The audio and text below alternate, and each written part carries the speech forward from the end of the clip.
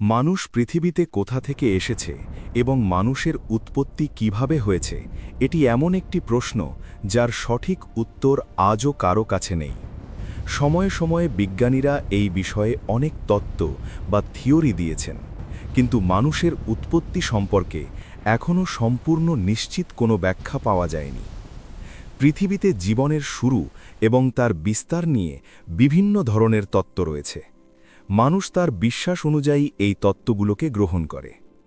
বৈজ্ঞানিকভাবে দেখলে মনে করা হয় যে পৃথিবীতে জীবনের শুরু হয়েছিল ব্যাকটেরিয়া থেকে। সময়ের সঙ্গে সঙ্গে এই ক্ষুদ্র জীবগুলো ধীরে ধীরে বিবর্তনের মাধ্যমে উন্নত হয়েছে এবং শেষ পর্যন্ত মানুষের মতো জটিল প্রাণীর সৃষ্টি হয়েছে। তবে মানুষের বিবর্তনের প্রক্রিয়াটি মোটেও সহজ ছিল না। এখনও নিশ্চিতভাবে বলা যায় না যে মানুষ সরাসরি বানর থেকেই জন্ম নিয়েছে, কারণ আজ পর্যন্ত স্পষ্টভাবে প্রমাণ পাওয়া যায়নি যে পৃথিবীতে মানুষের জন্ম ঠিক কিভাবে হয়েছে। পৃথিবীতে জীবনের শুরু এবং মানুষের বিকাশ নিয়ে বিভিন্ন তত্ত্বের মধ্যে সবচেয়ে বেশি গ্রহণযোগ্য হল চার্লস ডারউইনের বিবর্তন তত্ত্ব বা থিওরি অব এভলিউশন। এই তত্ত্ব অনুযায়ী জীবনের সূচনা হয়েছিল পৃথিবীর মহাসাগরে। সেখান থেকেই ধীরে ধীরে বিভিন্ন ধরনের জীবের জন্ম হয় এবং বিবর্তনের মাধ্যমে তারা উন্নত হতে থাকে। প্রথমে ক্ষুদ্র জীবের সৃষ্টি হয়, তারপর সেই জীব থেকে মাছের জন্ম হয়। পরবর্তীতে মাছের কিছু প্রজাতি ধীরে ধীরে স্থলে বসবাস শুরু করে এবং সেখান থেকেই স্তন্যপায়ী প্রাণী বা ম্যামলস এর বিকাশ ঘটে।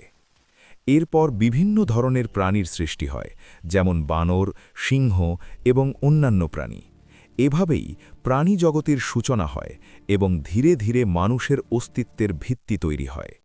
বিজ্ঞানীদের মতে বানরজাতীয় প্রাণী ছিল মানুষের পূর্বপুরুষ।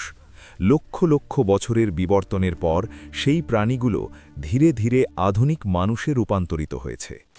তবে এই বিষয়ে আরেকটি ভিন্ন তত্ত্বও রয়েছে, যার নাম প্যানস্পার্মিয়া তত্ত্ব। এই তত্ত্ব অনুযায়ী পৃথিবীতে জীবনের সূচনা মহাসাগরের ব্যাকটেরিয়া থেকে হয়নি, বরং জীবনের শুরু হয়েছিল পৃথিবীর বাইরে কোনো গ্রহ বা মহাকাশে। প্যানস্পার্মিয়া তত্ত্ব অনুযায়ী প্রথম জীব কোনো এক অন্য গ্রহ বা সৌরজগতের কোনো স্থানে তৈরি হয়েছিল।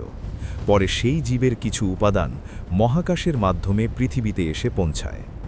যদি এই তত্ত্ব সত্য হয়, তাহলে পৃথিবীতে জীবনের সূচনা কোনো স্বাভাবিক প্রাকৃতিক প্রক্রিয়া নয়, বরং অন্য কোনো গ্রহ বা উন্নত সভ্যতার মাধ্যমে পৃথিবীতে জীবনের বীজ স্থাপন করা হয়েছে।